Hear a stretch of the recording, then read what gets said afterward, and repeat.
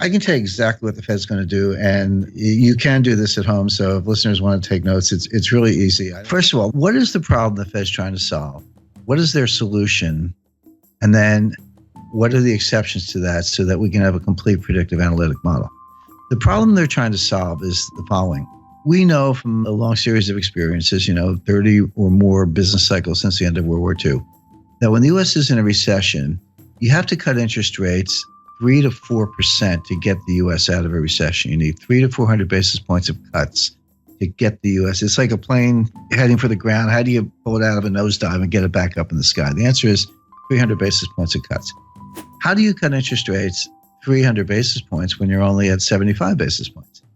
The answer is you can't. And forget about negative rates. The evidence is now pretty good that negative rates do not work. In other words, negative rates are not more of the same.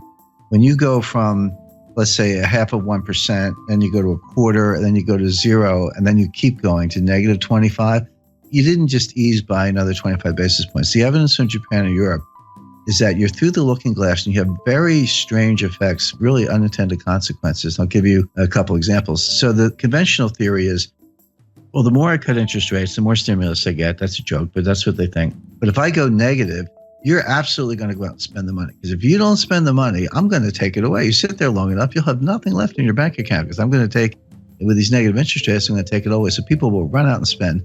And the other thing is that, it's obviously, from the lending point of view, they'll borrow money, because the bank pays you to be a borrower. But here's what happens in the real world. This is the difference between academics and human beings. When people see negative interest rates, people have goals in mind. They have lifetime goals, right? They want kids' education, parents' health care, their own health care, retirement. If you start taking their money away with negative rates, guess what they do? They save more. They're like, hey, I got to put my kids through college. You're taking my money. Well, I better save more. And then what kind of signal is the central bank sending with negative interest rates? They're sending a deflationary signal. So people go, well, if you think it's going to be deflation, I'm not going to spend money. I'll wait till the price comes down. So you're trying to encourage lending and spending. And what you get is more savings and no spending, deferred spending. You get the exact opposite of what you want. So again, another egghead experiment gone awry.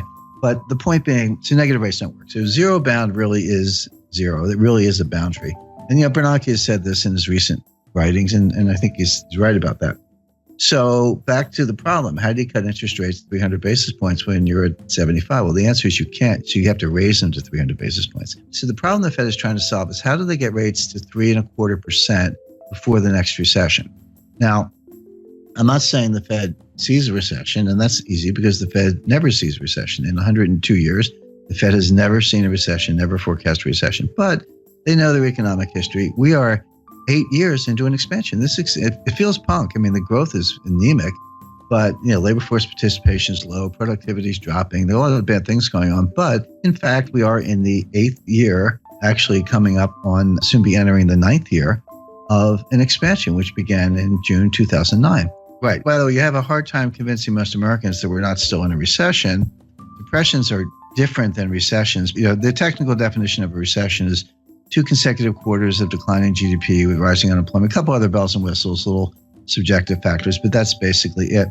So people, when you say depression, they're like, depression sounds worse than a recession. And if recession is 2 quarters of declining GDP, then a depression must be like 10 quarters of declining GDP because it's got to be worse. But that's not the definition.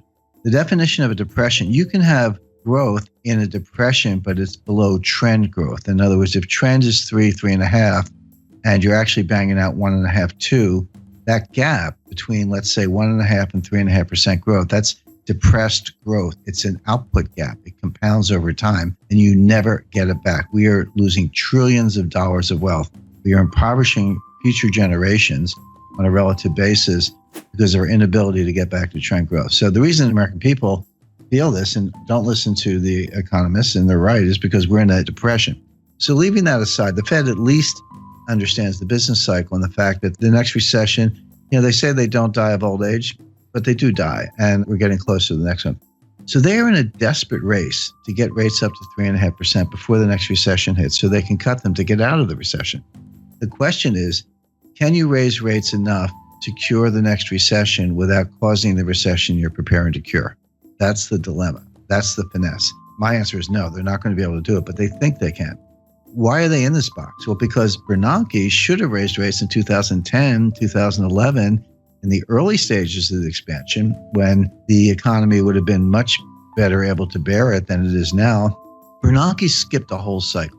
He skipped a whole rate increase cycle to pursue these wacky experiments and, QE and zero interest rate policy and all that. I spoke to Bernanke about this, and he used the word experiment. He said this was an experiment. Bernanke made his academic reputation by studying the Great Depression, in the wake of Friedman and Anna Schwartz and some others. But he was a great scholar of the Great Depression, and he got his chance to kind of try out his theories. But what he told me was, he said 30 years from now, some new Ben Bernanke, some young scholar will look back and tell us if we did a good job or not. We actually don't know right now. See, the Great Depression was really two technical recessions, 29 to 33 and then 1937-38. But from 33 to 37, we had an expansion, but the whole thing was a depression because we never got out of it. The stock market recovered the 1929 high in 1954. It was a long time to get back to even. But Bernanke's mantra was, doing something is better than doing nothing. I completely disagree. It's better to do nothing if you don't know what you're doing. And this is really the monetary equivalent of the Hippocratic Oath. Doctors say, first rule of being a doctor is first do no harm.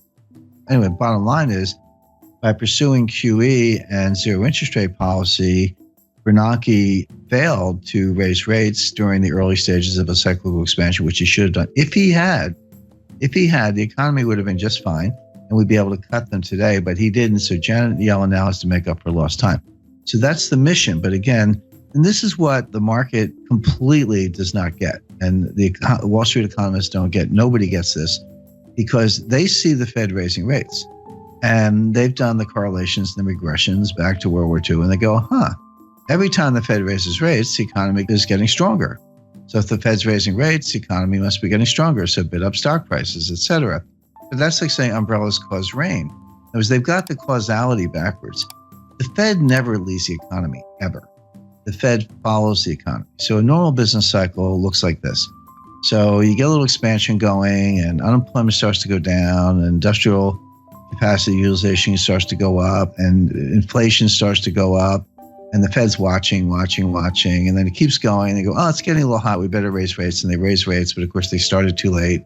The expansion keeps going. Inflation keeps going up. Unemployment keeps going down.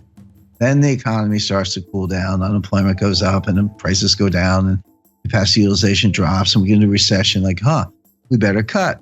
And then they cut, and then you hit the bottom, and then you come out of it again. So think of that as like a nice, pretty sine wave, right? That's a business expansion, business contraction over and over, 30 or so times since the end of World War II, with the Fed always following the economy, never leading the economy.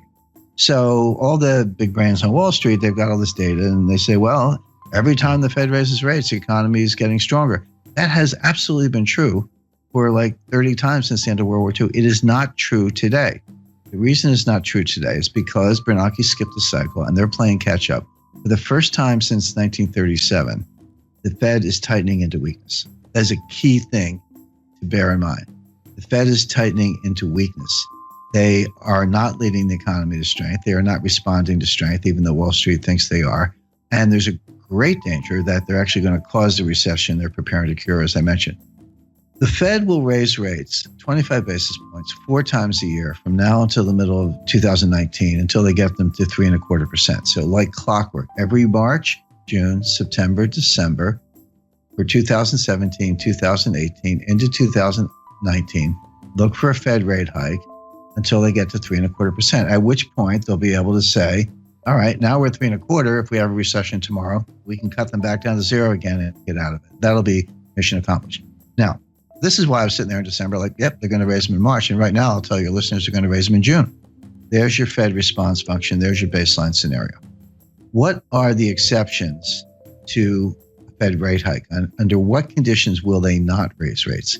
Because everything I just described to you, they've had in mind since March 2015, when Yellen took patience out of the statement. That was the end of forward guidance. And by the way, if you go back to 2015, I said they're not going to raise rates all year, and they weren't going to do the liftoff that people were looking for in March, June, September. And they didn't lift off in September because of the Chinese rate exchange devaluation. The stock market fell out of bed August 2015. Finally, they raised them in December 2015. And Wall Street was ready for March.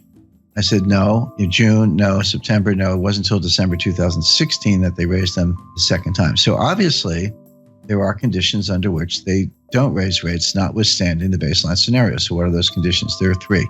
Well, four, actually. So if you see job creation below 75,000, that will cause them to pause. By the way, pause is the key word. If you go home through the speeches, you'll see the word pause in Dudley's recent remarks. Pause is the Fed's jargon for we're not going to raise rates. We got the Jim scenario, which I took from the Fed, it's their scenario, or a technical recession. So, we're going to know Friday what the first quarter GDP is. It's pretty close to negative, but I'm not saying we're in a recession now. We might be. But if you see a recession, they'll pause. You see job creation below 75,000, they'll pause.